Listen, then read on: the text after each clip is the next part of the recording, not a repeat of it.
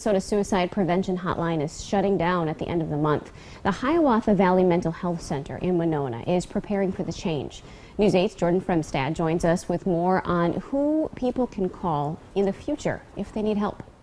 When Minnesota's Suicide Prevention Hotline shuts down, it will transition to a national hotline. The Zumbro Valley Health Center will handle calls for mental health services in southeastern Minnesota. From there, the Hiawatha Valley Mental Health Center will be called if services are needed. They say mental health assistance is vital to so many people in the region.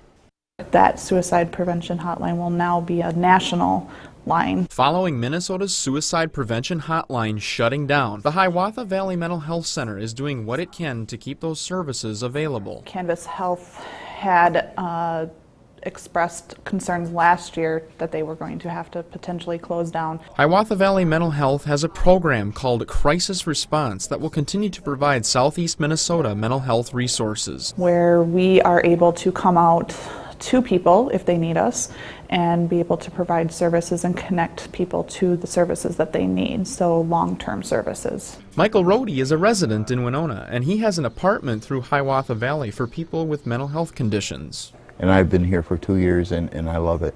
He says those resources are essential for many people. During those years I've come to grow and nurture in a way that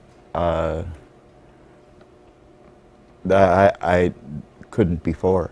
Rodney Peterson lives in the same apartment. He says they help keep people functioning members of society. It's helped me to be productive. He said it allows him to take care of himself while having resources available. You get to be more independent. Adult community-based service director Christy Farrington says the crisis response line received about 40 calls for people who needed assistance face-to-face last year. This year alone, from January 1st through May 31st, we had 52 call-outs. She says they want to continue to provide assistance. They don't have to battle this alone.